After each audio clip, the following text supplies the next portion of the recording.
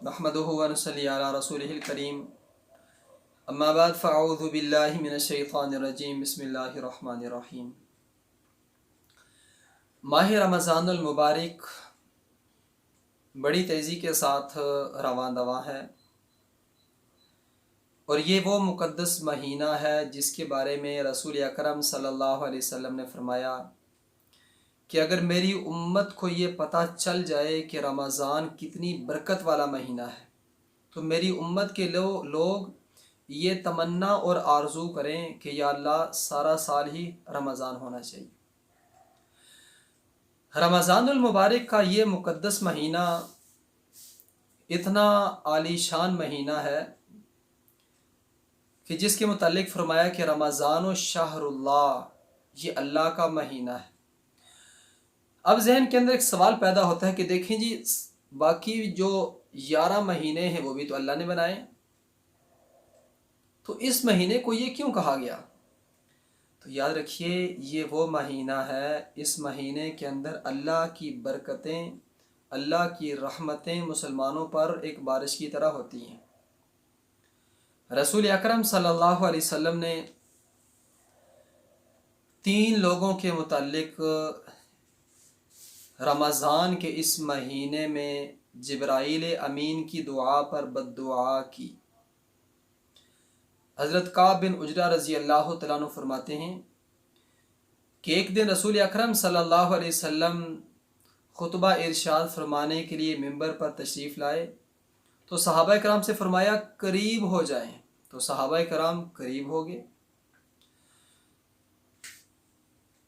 تو فرماتے ہیں کہ رسول اکرم صلی اللہ علیہ وسلم نے جب ممبر کی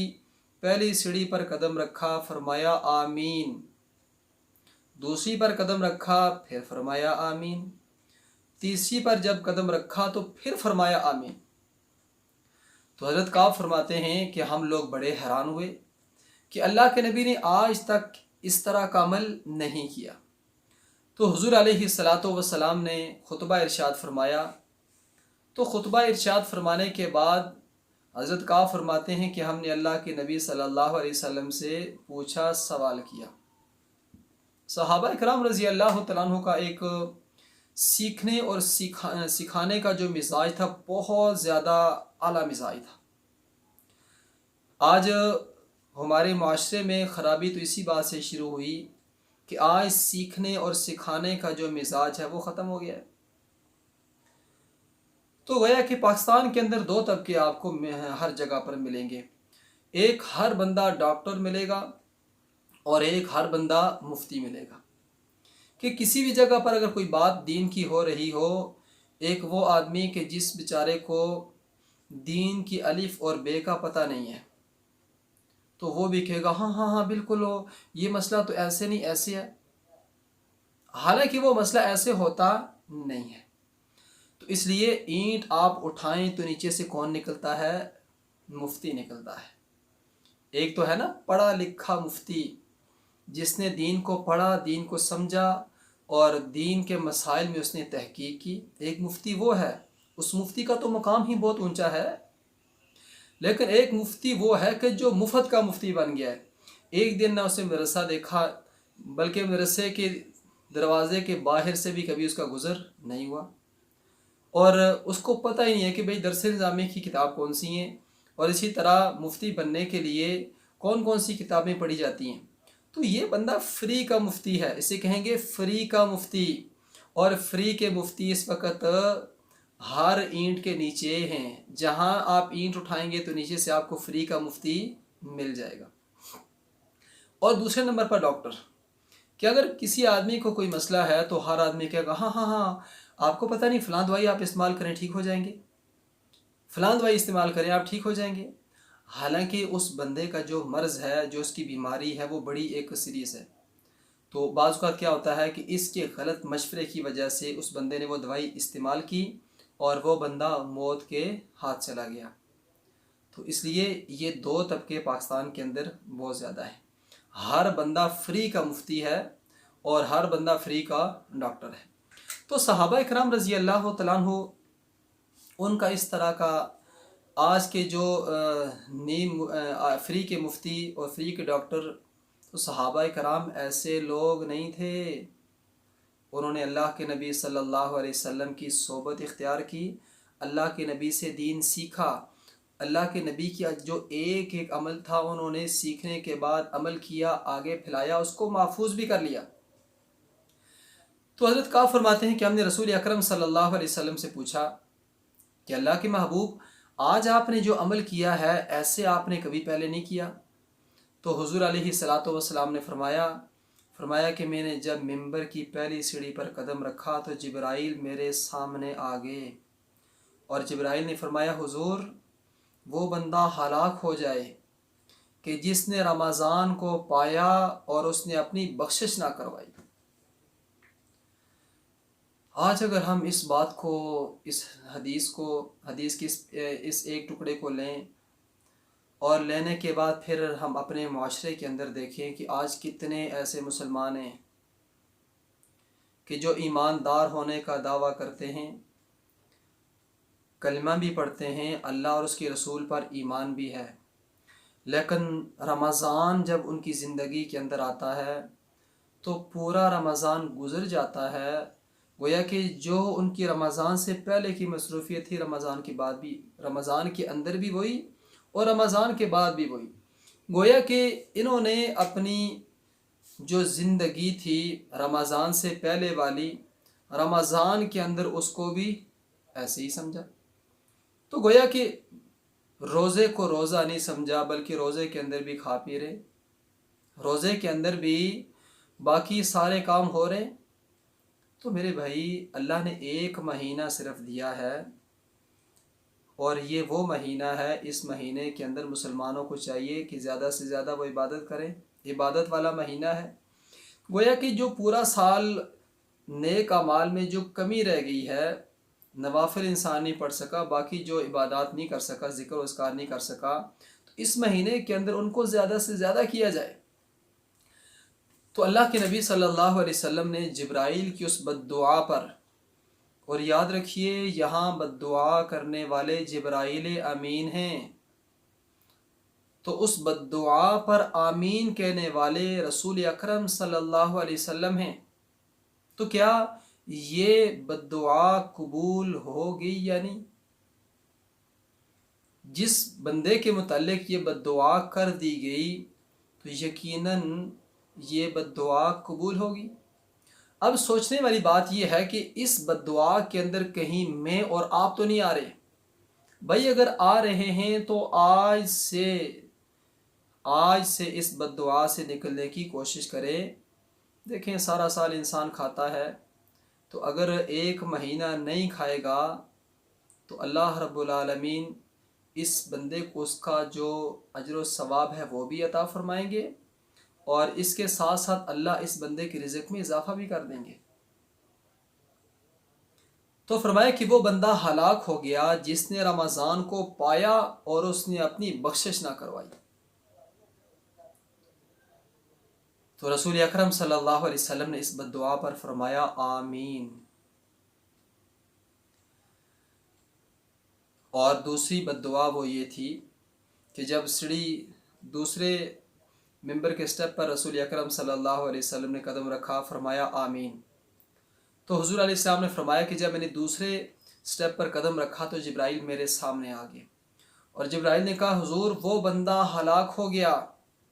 کہ جس کے سامنے آپ کا ذکر کیا گیا، آپ کا نام لیا گیا اور اس نے آپ پر درود نہ پڑھا۔ تو رسول اکرم صلی اللہ علیہ وسلم نے فرمایا آمین۔ اس لیے کسی محفل، کسی مجلس کے اندر جب بھی پیارے آقا صلی اللہ علیہ وسلم کا نام آئے تو ایک مرتبہ تمام محفل میں بیٹھنے والے جو لوگ ہیں ان پر فرض ہے کہ وہ اللہ کے نبی صلی اللہ علیہ وسلم پر درود بھیجے، صلی اللہ علیہ وسلم ایک مرتبہ سب کے۔ اور اگر کوئی بار بار کہتا ہے یا بار بار اللہ کے نبی صلی اللہ علیہ وسلم کا نام آتا ہے تو بار بار کہنا یہ بھی ایک اجر و ثواب سے خالی نہیں ہے، لیکن ایک مرتبہ کہنا یہ فرض ہے اس محفل میں۔ اگر محفل تبدیل ہو گئی، دوسری جگہ پر آپ چلے گئے، تو وہاں جب اللہ کے نبی صلی اللہ علیہ وسلم کا مبارک تذکرہ شروع ہوا تو وہاں بھی آپ پر ایک مرتبہ کہنا واجب ہے۔ اور ایک مسلمان کو اپنے نبی صلی اللہ علیہ وسلم کے ساتھ کوئی معمولی محبت نہیں ہے بلکہ بہت زیادہ محبت ہے۔ اب اس محبت کا تقاضا یہ ہے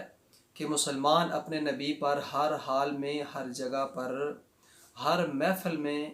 رسول اکرم صلی اللہ علیہ وسلم پر درود بھیجے۔ اور تیسرے سٹیپ پر جب اللہ کے نبی صلی اللہ علیہ وسلم نے قدم رکھا تو حضور علیہ السلام نے فرمایا کہ جبرائیل میرے سامنے آ گئے، اور جبرائیل نے کہا حضور وہ بندہ ہلاک ہو گیا کہ جس نے اپنے والدین کو بڑھاپے کی حالت میں پایا اور ان کی خدمت کر کے جنت نہ حاصل کر لی۔ تو رسول اکرم صلی اللہ علیہ وسلم نے فرمایا آمین۔ آج اگر معاشرے کے اندر دیکھا جائے تو ہر والدین اسی بات کا رونا روتے ہیں کہ ہماری اولاد نافرمان ہے۔ تو سب سے بنیادی بات تو یہ ہے کہ اولاد کی تربیت جب آپ شروع سے کریں گے تو انشاءاللہ بڑے ہو کر اولاد نافرمان نہیں ہوگی۔ اگر بڑے ہو کر نافرمان بن بھی گئی، اس درجے کی نہیں بنے گی کہ جو تربیت کے علاوہ بن جاتی ہے، جو کہ اس وقت ہمارے معاشرے میں ہر بندے کا یہی رونا ہے۔ تو ایک تو بنیادی طور پر والدین کا قصور ہے کہ جنہوں نے اپنے بچوں کی اچھی تربیت نہیں کی، اور دوسرے نمبر پر پھر اولاد کہ جو اپنے والدین کو والدین نہیں سمجھتی۔ دیکھیں پہلے ایسے ہوا کرتا تھا کہ والدین کی قدر و منزلت یہ لوگوں کے ہاں ہوا کرتی تھی۔ اور آپ دیکھیں کہ بڑی ایک عجیب بات کہ ایک باپ اپنے 10 بچوں کو کھلاتا ہے، 10 بچوں کو، گویا کہ ان کے کھانے پینے سے لے کر ان کے اسکول، کالج، یونیورسٹی اور باقی جو ان کی ضروریات ہیں وہ ساری کی ساری پوری ہو رہی ہیں۔ تو ایک والد اپنے 10 بچوں کو پال رہا ہے، لیکن جب یہ جو 10 بچے ہیں، یہ 10 بچے جوان ہو کر جب ان کی شادیاں ہو جاتی ہیں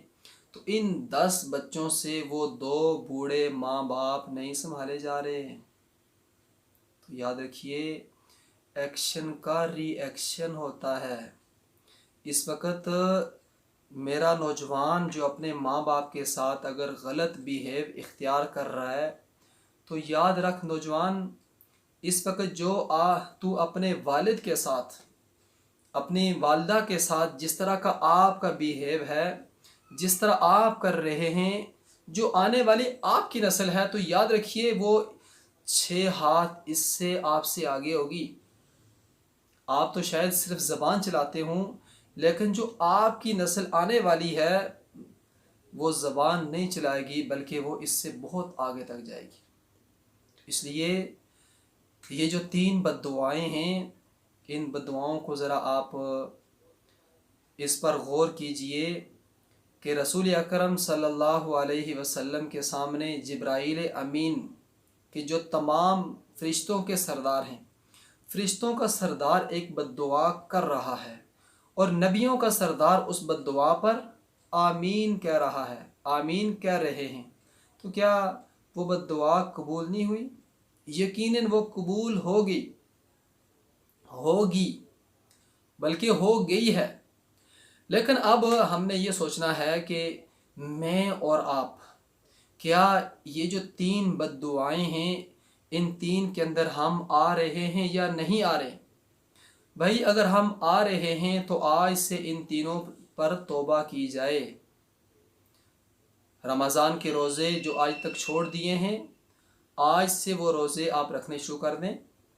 اور رسول اکرم صلی اللہ علیہ وسلم پر اگر آپ درود شریف نہیں بھیجتے تو آپ درود بھیجنا شروع کر دیں،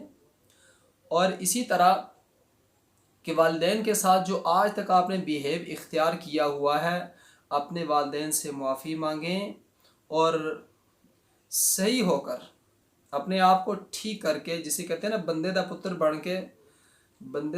بن کے والدین دی خدمت کر۔ تو جس وقت ہم یہ 3 کام، ان 3 کاموں کو ہم اپنے اندر دیکھیں گے کہ یہ 3 کام میرے اندر ہیں یا نہیں، تو اگر یہ تینوں کاموں پر الحمدللہ میرا عمل ہے، روزے بھی جاری ہیں اور اللہ کے نبی پر میں درود شریف بھی بھیج رہا ہوں اور والدین کی خدمت اور ان کی اطاعت، ان کی فرما برداری بھی کر رہا ہوں، تو پھر ہم سب کو اللہ کا شکر کرنا چاہیے کہ اس بڑی بد دعا کے اندر ہم شامل نہیں ہیں۔ اور اگر جواب نہیں کے اندر آئے تو پھر آج سے آپ اس کی تیاری شروع کر دیں۔ یہ نہ ہو کہ کل کل کل کل کا نام لے کر یا کل کل کرتے ہوئے موت آ جائے اور یہ جو 3 بد دعائیں ہیں ان کے اندر ہم شامل رہیں۔ اللہ رب العالمین ہم سب کو عمل کی توفیق عطا فرمائے۔